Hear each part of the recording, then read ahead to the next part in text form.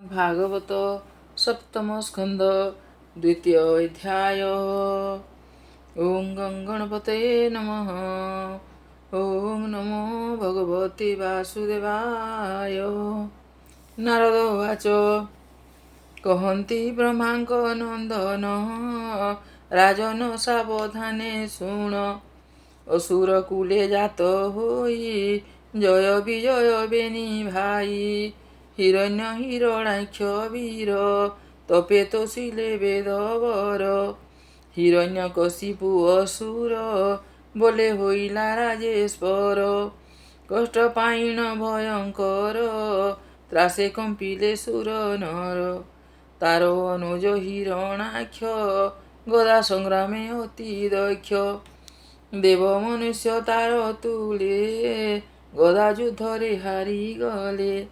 एबेनी लोक जिणी बोले विजय कला ता से पाताले। बरुणपुरे जाई मिली प्रचंड गदा करे तोली। बोइला युद्ध मते दियो नहिले पाताले न जाओ। मोर ए पाताल भुवन एमन्ते गला केते दिन। यज्ञ बराह रूप धरी दंताग्रे धरिणी उधरी। से हरि थिले तार पुरे तिनि भुवन उपकारे। असुर देखि दामोदर गदा प्रहाले कले चूर। हिरण्यकशिपु ता शुणी कोपे कम्पिला सेहि क्षणी। अधर दन्तरे कामुडी आहास बोधे शिर ताड़ी। भातृनिधने जे विकल चाहिरा आकाश मण्डल। सधुम दिशई आकाश जेणु होइछि महारोष। कराल बक्रे ऊर्ध्व दृष्टि ललाटे टेकिण भ्रुकुटी। तोली त्रिशूल सभा मध्ये बोलई भातृशोकवादे। भवो दानव दैत्यगण कहई सावधाने शुण।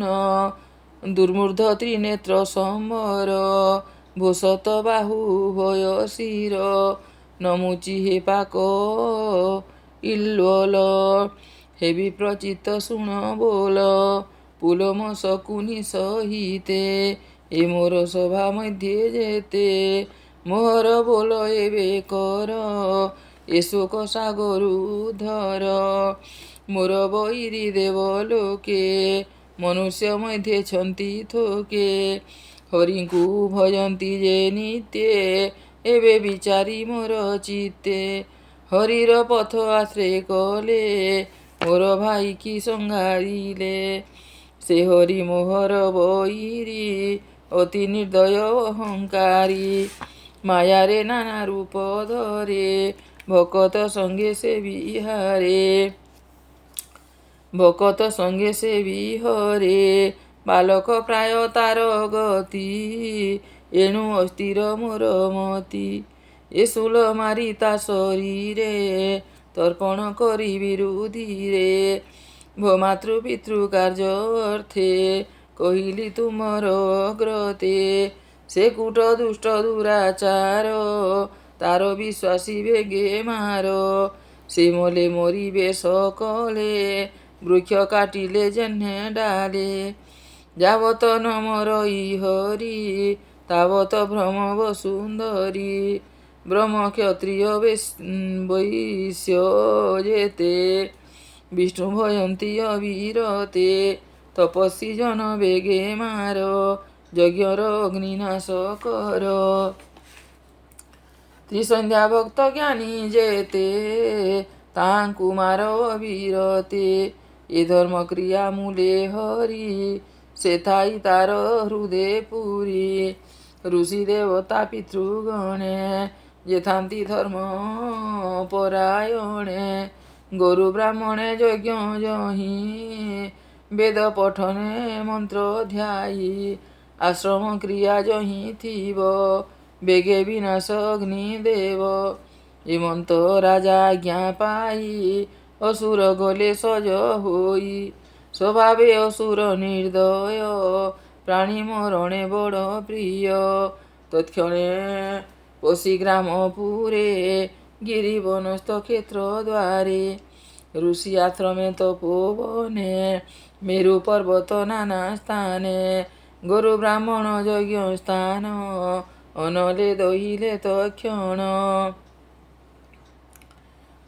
খনিত্র ঘেনি মহাসুর বেদিলে প্রাকার গোপুর অসুর বল বেগে ব্যাপী ছেদি পকাইলে বিটপি জীবিত বৃক্ষ যেতে থিলে পরশু হস্তে তা ছেদিলে হেমন্ত দ্বাদশ বরসে ধর্ম নাশিলে মহারসে নিরতে প্রাণী নাশ কলে দেবে আকাশু পলাইলে লুচিলে বনগিরি তৃণে গোর কাননে সুর গণে ভাতৃমরণে কোপ কলা হেমন্তে প্রাণী নাশ কলা ভাতৃর প্রেତ କାର୍ଯ୍ୟ କଲା ଅନେକ ଜଳ ଅନ୍ନ ଦେଲା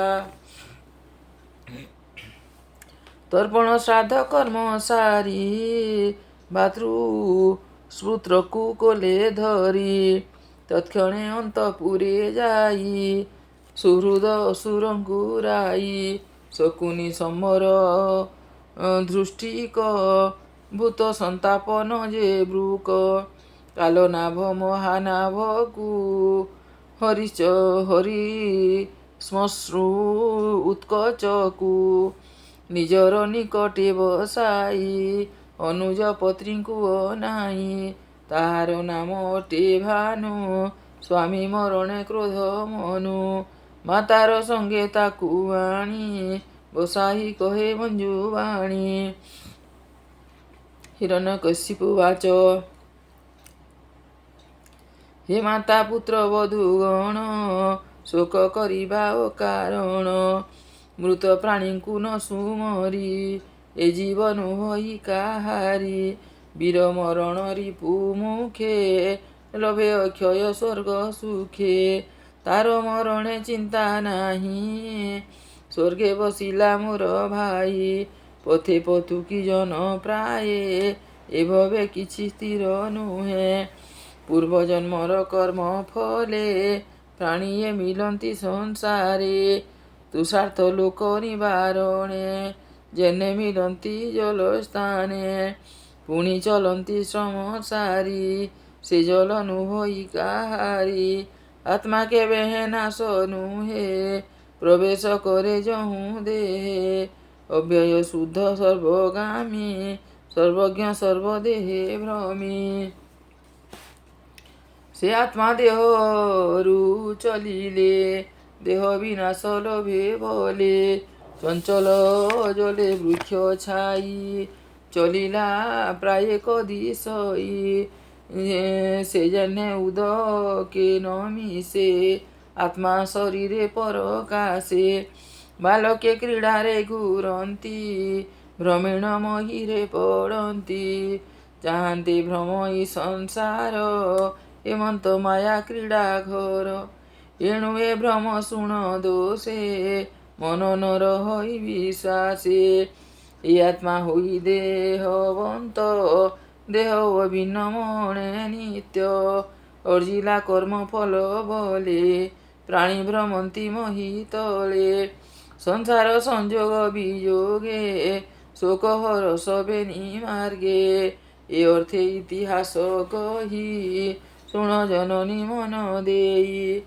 ପୂର୍ବେ ପୁତ୍ରଙ୍କୁ ବଧୂ ତୁଲେ ଯେବା ସମ୍ପଦ ମହି ତଳେ ଶୁଣ ଜନନୀ ମନ ତୋଷେ ଯେ କଥା ଅଛି ନର ଅଂଶେ ସୁଯୋଗ୍ୟ ନାମେ ରାଜା ଥିଲା ଶତ୍ରୁ ସଂଗ୍ରାମେ ପ୍ରାଣ ଦେଲା ତାହା ଶୁଣିନ ପୁରଜନେ ମିଳିଲେ ମୃତ ପିଣ୍ଡ ସ୍ଥାନେ ଦେଖିଲେ ରାଜାର ଶରୀର ରୁଧିର ଧୁରିରେ ଧୂସର ରତ୍ନ କବଚ ଖଣ୍ଡ ଖଣ୍ଡ ଭ୍ରମ ବିଭ୍ରମ ଅଲଙ୍କାର ପିଣ୍ଡ